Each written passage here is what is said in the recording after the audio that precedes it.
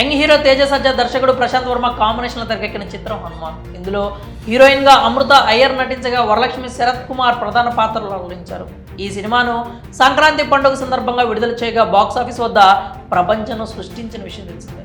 అలాగే హనుమాన్ మూవీని 2 తెలుగు రాష్ట్రాల్లోనే కాకుండా ప్రపంచ దేశాల్లో కూడా రికార్డు స్థాయిలో కలెక్షన్స్ వర్షం కురిపించింది. ఇప్పటికే హనుమాన్ మూవీ 250 కోట్లు రాబట్టగా త్వరలోనే 300 కోట్ల వైపు శరవేగంగా అడుగులు వేస్తోంది. ఈ నేపథ్యంలోనే హనుమాన్ చిత్ర బృందం గ్రాటిట్యూడ్ మీట్ని గ్రాండ్గా నిర్వహించింది. ఈ కార్యక్రమంలో దర్శకుడు ప్రశాంత్ వర్మ మాట్లాడుతూ పలు ఆసక్తికర వ్యాఖ్యలు చేశారు. ఆ వివరాలకు వెళ్తే హనుమాన్ మూవీ మంచి విజయం సాధించిన సందర్భంగా చిత్ర బృందం నిర్వహించిన కార్యక్రమంలో హీరో తేజ సజ్జా, అమృత అయ్యర్, వరలక్ష్మి తదితరులు పాల్గొన్నారు. వీరితో పాటు సినీ పరిశ్రమకు చెందిన పలువురు ప్రముఖులు కూడా సందడి చేశారు. ఈ సందర్భంగా ప్రశాంత్ వర్మ మాట్లాడుతూ హనుమాన్ మూవీని ఇంత సక్సెస్ చేసిన ప్రేక్షకులకు, ఆ దేవుళ్లకు, చిత్ర బృందానికి పేరు పేరున థ్యాంక్స్ చెప్పారు. అలాగే మా ఈ విజయంలో మైత్రి డిస్ట్రిబ్యూటర్స్ వారిది కూడా కీలక పాత్ర ఉంది కనుక వారికి ప్రత్యేక కృతజ్ఞతలు అంటూ చెప్పుకొచ్చారు. ఇక ఈ హనుమాన్ మూవీకి సంబంధించి మున్ముందు చాలా వేడుకలు జరగనున్నాయి.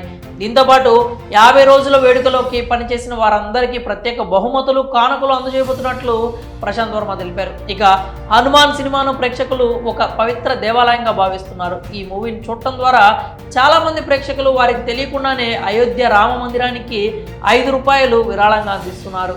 ఇలాంటి ఘనత నిర్మాత నిరంజన్ కృషితో సాధ్యపడింది. ఇప్పటి నుంచి ఈ విరాళం కేవలం అయోధ్య రాముడికే కాదు, భద్రాద్రి రామయ్యకు, తదితర ఆలయాలకు కూడా అందజేస్తాం. అలాగే మా సినిమాను వెన్నెముకలా నడిపించిన హనుమంతుల వారికి, రాముల వారికి, ప్రేక్షకులకు ఈ విజయాన్ని అంకితం చేస్తున్నామంటూ ప్రశాంత్ వర్మ చెప్పుకొచ్చాడు. మరి హనుమాన్ మూవీ నుంచి భద్రాద్రితో పాటు ఇతర రామాలయాలకు విరాళాలు అందజేస్తామంటున్న డైరెక్టర్ ప్రశాంత్ వర్మపై మీ అభిప్రాయాలు ఏంటో కామెంట్స్ రూపంలో తెలియజేయండి.